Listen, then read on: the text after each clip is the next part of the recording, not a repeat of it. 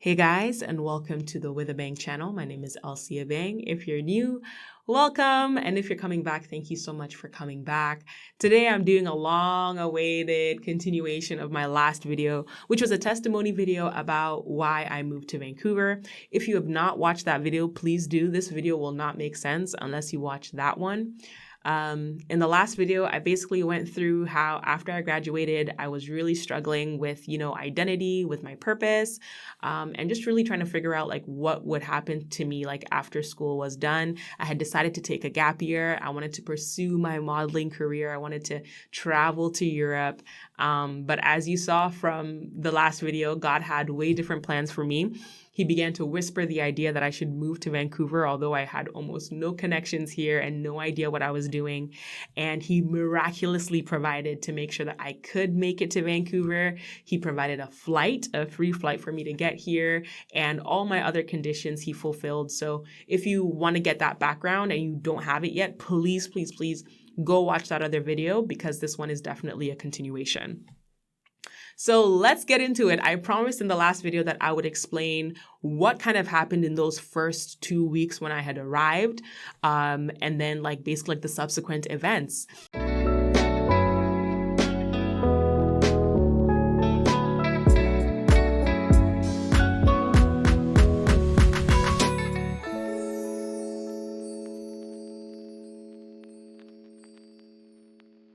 So in the last video, I left off with me hopping on the plane and basically flying to Vancouver with my boss, who was not moving, but was going on vacation and had felt led of God to bring me on. Little did she know that I had been getting this word to move to Vancouver. So I came with her, not planning to stay only for vacation, but planning to use it as an opportunity to make the permanent move. So we went. It was me, my boss, as well as her friend. And we were all staying in an Airbnb. We arrived in Vancouver. I believe my boss's sister actually lives in Vancouver. So she was able to pick us up from the airport, drop us off at our Airbnb, get us settled in. It was really nice. They were super kind, amazing hosts. And obviously they were on vacation, so there was all these activities that they wanted to do and going out and seeing the different sites in Vancouver. And while, I was joining them as well and having a good time doing that, at the back of my mind, I continued to remember don't forget, they're here on vacation, but you need to figure yourself out, Elsie. You only have 2 weeks to figure out where you're going to stay, what your source of income is going to be, how you're going to make a livelihood here. You have 2 weeks to seek the face of the Lord to find out why you're here, And so as much as I was trying to have a good time, all of that was kind of running in the back of my head. So I was doing a lot of prayer. I was doing a lot of seeking the Lord. And like I mentioned, my boss is a believer. So the great thing that happened was that she had a church that she used to attend when she used to live in Vancouver. So she had priorly lived in Vancouver before she had moved to Toronto and established her photography business and everything like that. So while we were in Vancouver, she took us, or rather she invited us to her old church that she used to attend, Calvary Worship Center. And she was like, hey, they usually have worship/prayer services on Fridays and then, prayer on Sundays or rather regular service on Sundays. And me and her friend were both believers. So we're yeah, sure, absolutely. We'd love to go to church. And I was secretly at the back of my mind, I was like, okay, great. We're going to church. God has probably spoken to somebody about me. God doesn't leave you in the dark. So I was expecting that I would walk into church and then somebody would look at me and just be like, excuse me, is your name Elsie? And I'd be like, yeah. And then the person would be like, the Lord showed me your face in a dream and told me that I should let you stay in my basement. Something like that, something miraculous. Cause up until this point, it had been super miraculous the way that I was able to make it to Vancouver. So I was like, God, continue to do your thing. You're doing well, continue to do your thing. So I remember going to church so expectant, waiting, anybody that would just be like, hey, welcome. I'd be like, are you my destiny helper? Are you the one who's going to change my life? Are you the one who's going to make this whole experience make sense? But I remember that service it kind of like came to a close and everything. This was Friday, came to a close, and nobody really like, said anything or like reached out to me other than welcoming me and just like, just being like, oh, like wanting to like know more about who I was and like my story. So I remember coming home just being like, okay, cool. Maybe I am, waiting on the Lord to move, but like I need to, do something. Like maybe, I can't just be like, okay, hoping that somebody be like, oh, I saw you in a dream. Maybe I should like, just like let people know like, hey, my name is Elsie. I moved to Vancouver. I don't really have a place to stay. I'm looking for resources. Is there anybody that can point me in the right direction? Just basically like, putting yourself out there. So on Sunday service, so remember, so we'd gone from Friday to Sunday service. Sunday service, I did exactly that. I was in church. I was a lot more active, talking to a lot more people, just kind of like letting people know my story. And I won't lie, to anybody that could listen, I spoke. I was like, hey, my name is Elsie. I moved here by faith. They're like, oh, like, why are you here in Vancouver? I was like the Lord called Abraham to leave his family. I believe the Lord called me. I don't really know what is going on, but I know that this is exactly where I'm supposed to be. And people were just like, whoa, like, okay, cool, sure. We'll do our best to help. Remember, they were looking into possible accommodation options for me, looking to, give me any resources that they could find. I think I also made things difficult because I had moved to Vancouver. Like, when our African parents, our immigrant parents used to say like, oh, I moved to Canada with like $5 in my pocket, or like with 2 bags and like $10 in my pocket. I didn't have that much money, so it's not even like, I could like really like pay for a space or anything like that. So there was like a lot of like limitations in that sense.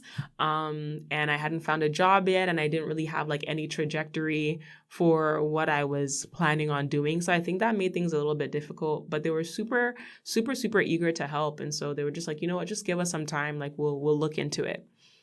So, I mean, because we're already at Sunday, like a week has passed. Since we've arrived in Vancouver. So, I'm getting a bit desperate. There's only like a week left. I am praying. I'm seeking the Lord. I'm feeling frustrated because I feel like the Lord is not saying anything. I feel the Lord is not doing anything. I continue to see verses kind of like, trust me, believe in me. I will never leave you nor forsake you, things like that, very encouraging words. And I think that if I'd taken the time to like let it, really minister to me as it should have, if I'd taken the time to like really like let it sink in, I'd have had more peace in that season. But I was just like, listen, like, I'm not trying to hear it. I just want to hear solutions. I'm not trying to hear it. I was very, very impatient. So yeah, like as that week was going by and like day after day was going by, I decided, to add fasting to my prayer. The interesting thing about it is that you'll find that desperation and fear will get you to do things that will basically, one, things that are out of character, or two, at least in my case, I found that I was beginning to do things to try and manipulate God, right? So by the time Sunday had passed, Monday, Tuesday, Wednesday, Thursday had come now. We were on Thursday. I remember just being so freaked out because I was like, we've already spent like a week and a half here. I don't feel like I know anything more than when I came here. It feels like, God was giving all these confirmations and all these different things before I came. And now that I'm here, it just feels like he's just quiet. And I was very frustrated and I was very scared.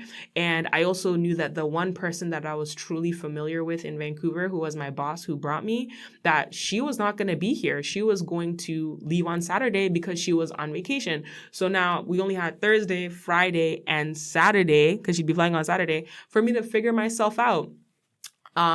So I remember that I woke up very early in the morning on Thursday and I was like reading my Bible, and in my Bible, I saw a verse about how God will not put you to shame. And I'm just going to find it super quickly. Okay, thank you for being patient with me. I finally found the verse that I saw. So this is Thursday morning, and I open my Bible, and I'm seeking the face of the Lord, and I see this verse, right? And it's Isaiah 54, verse 4. I'm reading it in the NIV version, and it says, "Do not be afraid. You will not be put to shame. Do not fear disgrace. You will not be humiliated. You will forget the shame of your youth, and remember no more the reproach of your widowhood." And I was reading this verse, and basically I was like, okay, the Lord is telling me that I will not be put to shame. I will not be put to shame. So holding on to that verse, I had been looking at like my past testimonies. So, faith comes by hearing. So I was like, okay, like let me remember the goodness of God. Let me remember how God did things in the past. Maybe from there, I can find a strategy on how to do well in this season, like in this new season for this new situation. So I'm going through my old testimonies, and I'm really happy that I made videos about them because they're easily accessible. And I come across this one video about when I was trusting God for, I believe it was my second apartment, my second move. And I had come online and I had said that, actually, you know what? I'll insert the clip. If you follow me on the podcast already, then you know that I'm looking for an apartment again. And it is November 28th, and I still don't have an apartment. I'm supposed to be leaving December 1st, but I have put in one application, so one unit. And I'm just saying that today I'm going to get confirmation that I have been given the apartment, that I have been approved for the apartment, and I'm going to put it on my Instagram story. It is 8:45 a.m. And so y'all just look out for my Instagram stories today, because by the end of the day today, there's going to be an email up there saying, congratulations, everything is approved. You've got the apartment. I'm speaking that out in faith. I'm speaking that out because I believe it's going to happen, because it is going to happen. And I'm putting this out before I get the email confirmation because, like, it's a challenge for myself. It's a big, big faith move for myself.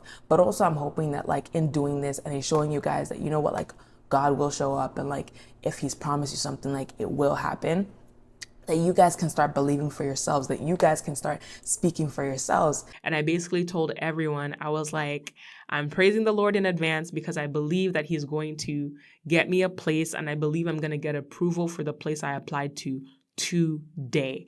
And then I'm going to come back and I'm going to testify, and I'm going to show you guys that God is good. And I posted it online. And that time, the Lord showed up. Like that day, I received approval that I got the apartment, and I delayed. I hadn't, put up the testimony that he did it that day. But like by the next morning, I was like, God did it. God is faithful. I got the place, And so I was like, okay, I took that experience and I took the Bible verse, Isaiah 54, about not being put to shame. And that would have been a good combo, except for the fact that there was fear and desperation in the mix. So I now looked at the situation and I was like, okay, cool. Last time I made a video and God basically answered. So I decided that this time, at the time, I didn't think that this is what I was doing, but now in hindsight, I realized that my heart was not in the right place. But basically, I decided that I was going to twist God's arm and basically like force him to show up and like do something by making a video and posting it online. So again, at the time, I didn't realize that this is what I was doing, but now in hindsight and conviction of the Holy Spirit, I was like, oh my gosh, that's exactly what I was doing. So I posted a video online. I'm probably going to post a snippet of that. As we currently speak, I'm in an Airbnb, but I don't have any idea where I'm going to live, where I'm going to work, or anything like that. This was literally, if you've read the story of Abraham, where God just said, like, leave your father's house and go to the land that I will show you. It's given that. Elsie, just pack your bags. I remember I received a word to pack light. So I packed two, like a small carry-on, one suitcase, and a backpack. And I just uprooted my whole life and left. So I'm here now in obedience. And I wanted to share this video while I'm still in the situation, before God has settled everything. But basically, I'm here to speak in faith again and say that I'm standing on the word of God, that he will not put me to shame, that I will not be humiliated, and that by Monday, I'll be releasing a podcast or a Substack with a testimony that God has come through for me with a place to stay again. So I posted a video online telling everybody that basically by Monday, God is going to show up and he's going to give me an apartment, and I'm going to come back and I'm going to testify that God is good. And on the surface, that looks like, oh, wow, yeah, like that's amazing. Like, look at how much faith she has, right? But this is where you really come to see like God sees the heart, because I had felt like he was so silent and he wasn't saying anything. So I decided like, okay, cool, God, like, if you don't show up for me by Monday, then you're letting me be put to shame. And your word says that you won't let me be put to shame. So I felt like I was trying to like back God into a corner, and you can't back God into any corner, right? So I posted that video. People were like encouraging and everything like that. And then I was like, all right, cool. Lord, do what only you can do. Thursday goes by, Friday comes along, and we go for Friday service. So I go to Friday church service, and, I'm praising. Keep in mind, my boss is leaving the next day, Saturday. So I'm like, God, like something has to move. Like something needs to change. Like, please. Right. So I'm praising. And the service ends and people start going home. And I'm like, no. I was like, no, like there's a miracle waiting for me. Something needs to shift. And I'm not leaving here until I get some help of some sort, or some clarity of some sort. So I'm going to the pastors, I'm going to the leaders in the church, and I'm just kind of like, hey, is there anybody that can help me? Is there anybody that I can talk to? Because I believe that, something is going to change today in my situation, and I just need help.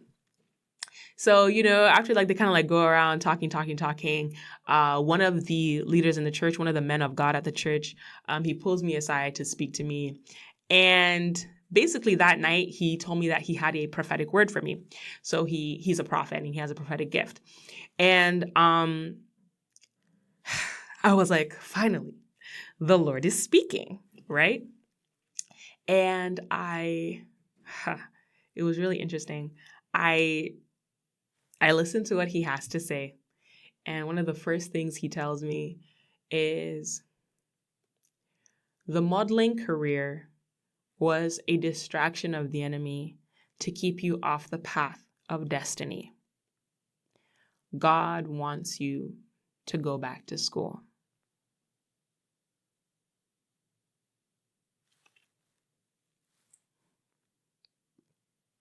Guys.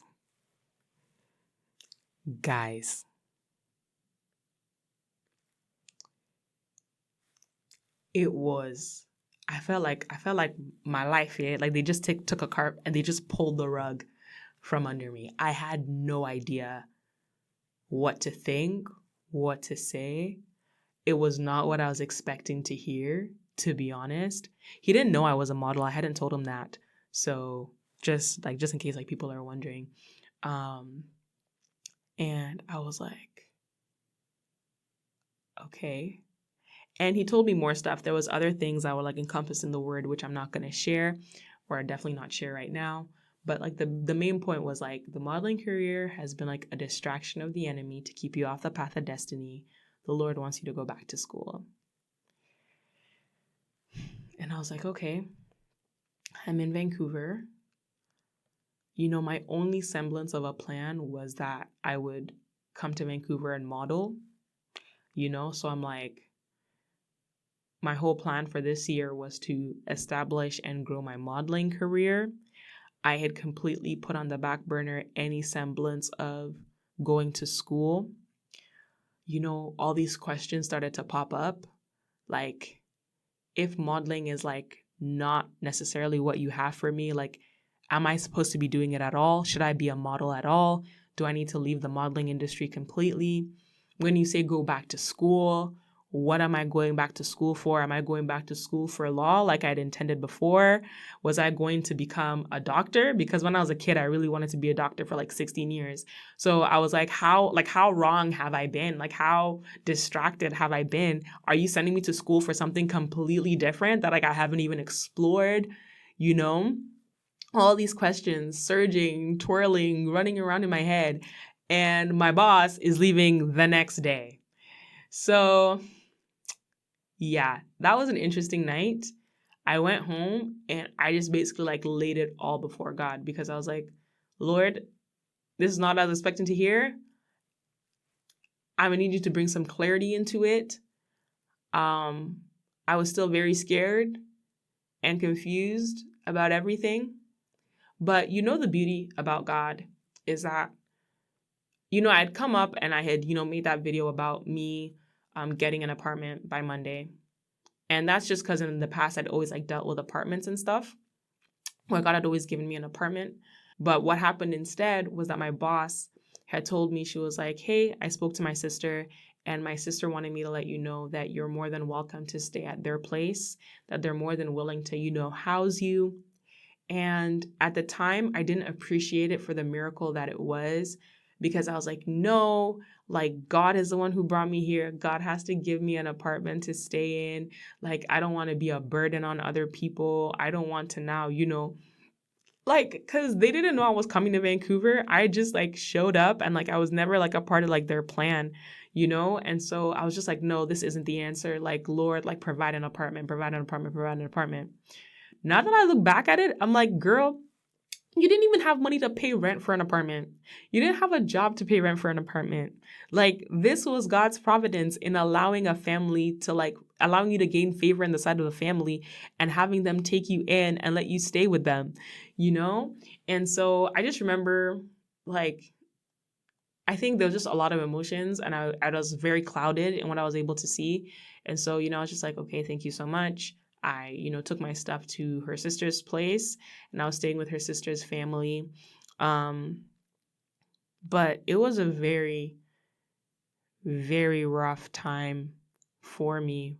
My boss left when Saturday came. My boss left, flew back to Toronto, and I was just like, I felt very alone, you know? The family was super kind. Like, to this day, I consider them family to me because they've just been so amazing. But in that moment, I just felt very lonely. I won't lie. I felt abandoned by God. And yeah, I don't think, like, typically when people meet me, they say, oh, like, you're really bubbly. Like, you're such like a, jolly personality. Not during that time. Not during that time at all. I really deflated. And so the kind of like days that followed that weekend were some of like the darkest days. As kind as the family was to me, I just felt like a burden. I felt like such a burden. I was always just like, being like, God say something, God say something, God say something. I was like, God, get me out of here. I don't want to inconvenience anyone. Like, and I have this thing where like I like to be like the hero of my own story, or I like to be like a do-it-yourself person, and I don't like feeling vulnerable or like feeling at the mercy of others. So it really kind of hinders me from asking for help and getting help. But it really humbled me, like that experience. And I just like remember like a few days in, a friend of mine called from Toronto just to like check in on me. And she was like, hey, like, how are you doing? Are you okay? And straight away from my voice, like, she just knew that something was wrong. She's like, I've never heard you like this. And I was just like, I don't know what is going on. Like, I told everybody that I'm making this big move and everything like that, but like nothing seems to be making sense. And now I'm living in this house with this family and I don't want to burden them. Um, and I remember I really needed that call because she really, really encouraged me. And she was just like, you know what? Just do what you can do and leave the rest to God. She was like, just get up, do what you can do. What can you focus on? What is in your control? The rest, don't bother about it, because when did worrying ever help anyone? And I was like, okay. And then after I had that conversation with her, I had a conversation with my boss where I was crying and stuff and like just letting her know like everything I was feeling. And my boss was like, okay, like the bit of money that you have, use it, go on a retreat, spend some time with God, and then come back and like, and then come back and continue. And I was like, okay, I really appreciate that, because I think I also felt very inundated with a lot of voices, hearing what different people were telling me, giving me advice, telling me, okay, maybe do this, maybe do this. God would say this, God wouldn't say this. Like, so many voices, all well-meaning, all trying to help, but it was just too much. So then before I left, I decided to book an Airbnb and, basically like go for a few days. I think I booked an Airbnb for about 5 days to just spend in the presence of the Lord. And I was like, okay, Lord, like me and you, we're going to hash this out. Like, we're going to hash this out. Like, I'm coming for an encounter. But before I left, I remember I went to the man of God and I just basically came with follow-up questions. And I was like, okay, you gave me this word that I should go back to school. Like, has God said what school I should go back to? And I was just like asking him that question. And again, hindsight is 2020. I realized that really what I wanted was a quick solution. I wanted a quick fix. I wanted to just like be able to like kind of like go to him as like an ATM machine and like make like my word withdrawals, if that makes sense. And I think sometimes we get really lazy about seeking the Lord out for ourselves and bringing his questions to us, especially when we feel like he's been silent a really long time. And so I was like, well, if God won't speak to me, God clearly speaks to this man. So let me just ask him all the questions that I have, and then I'll just do whatever the Lord is saying through him. But that's not what Jesus wants. Jesus wants an individual relationship with each and every single person. He wants each and every single person to be able to discern his voice. His word says, my sheep know my voice. And so I asked the man of God, like, what school does he want me to go to? Or like, what does he want me to study? And he just tells me like, I think you should go pray. He's like, do you have any ideas? And I was like, I mean, I wanted to be a doctor when I was younger, and by the end of the conversation, he just basically says, you know what, go pray to the Lord and ask the Lord if you should be a doctor, a nurse, or a lawyer, right? And I was like, okay. And so I took those three things. I went on the retreat, and I won't even lie to you guys, that first day of retreat, it was not cute. That first day of retreat, I was like, yeah, I'm going to pray. I'm going to fast. I definitely just was eating food and watching videos that first day. So that just kind of like went by. And then the second day I was like, okay, like, let me be more serious about, seeking the Lord. And I did a little bit, but not in the way that I thought I would. I spent a lot of time like out in nature and, just like reading my Bible and like spending quiet time. And I know I'm definitely prone to striving and prone to like a works-based mentality. Like, okay, like if I try harder, then I'm gonna get more results, which like work hard, but like it's not based on works. I'm still trying to understand this concept of it's not by our works, it's by grace.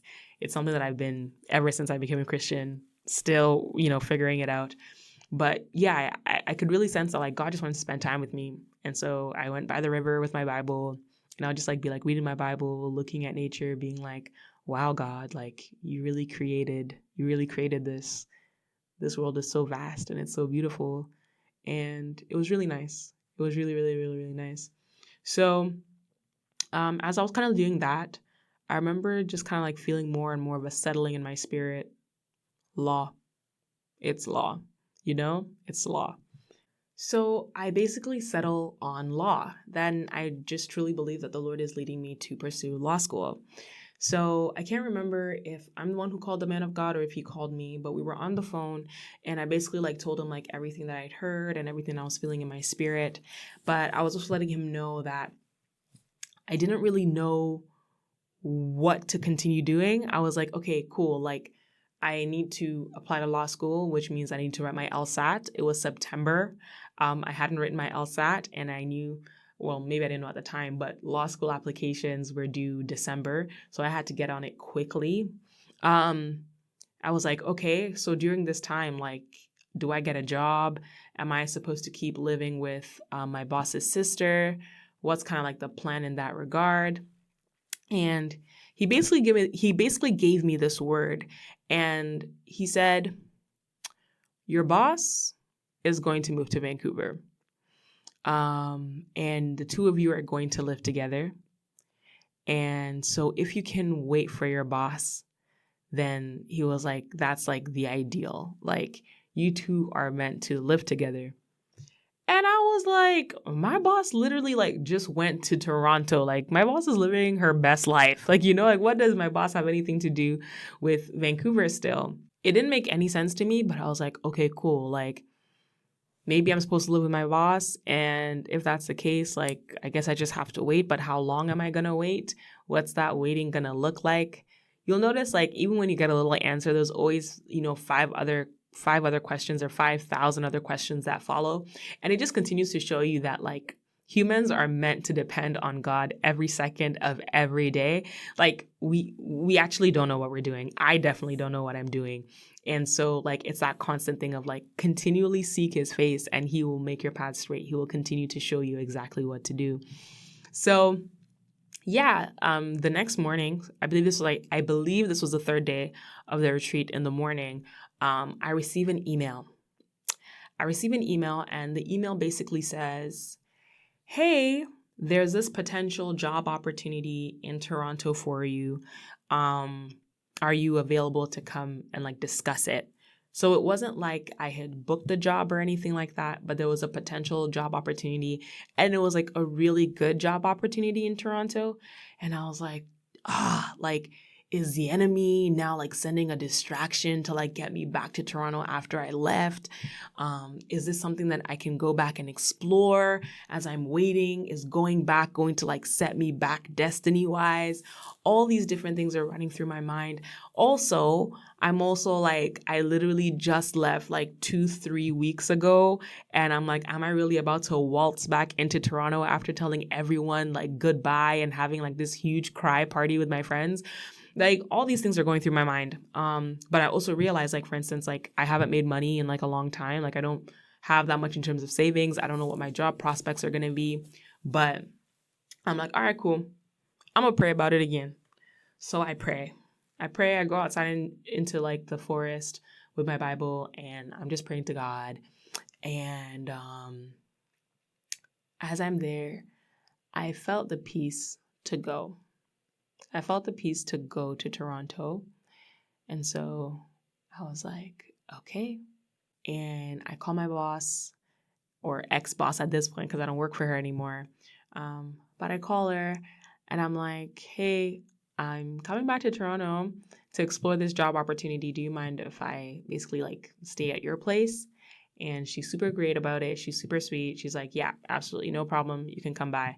So I book my flight and I head over to Toronto this is like 3 weeks after I left. So like not that long.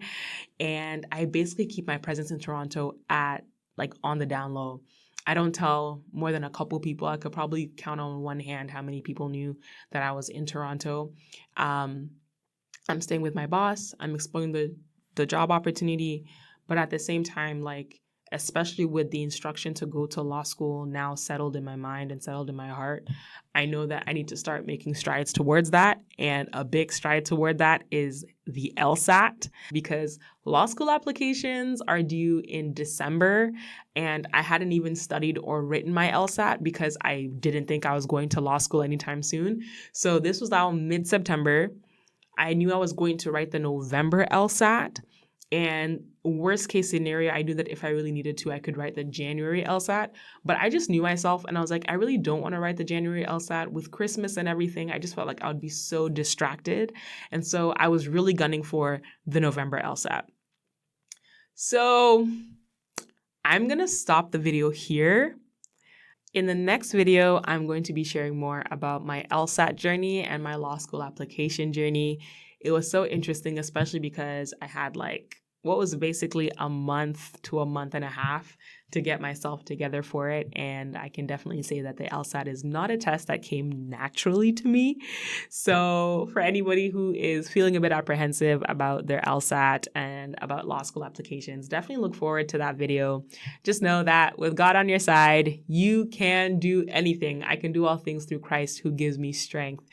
And even when it seems like the pieces do not fit together, they will fit together with time. Just continue to trust him. God is always, always working behind the scenes, whether you are aware of it or not, which is why it's so important for us to always give him praise. In all my crying, in all my, feeling depressed and all of my confusion, you can just see how, like, at the right time, at the right moment, God continued to nudge me in the right direction, allowing me to encounter, whether it's a prophetic word or encounter a word in my spirit, always just leading me on the right path. And you'll just see how everything ties together so beautifully at the end. So look forward to the next video. But thank you so much for watching. Thank you so much for joining me here today. I hope you guys enjoyed this video. If you did, please like, comment, subscribe, engage. I really love seeing you guys' comments. And if you have any questions, also put them down in the description box. If I can answer, I'll answer in the comments, or I may answer in another video, whatever the case may be. Regardless, I am wishing you guys a great week, and God bless you.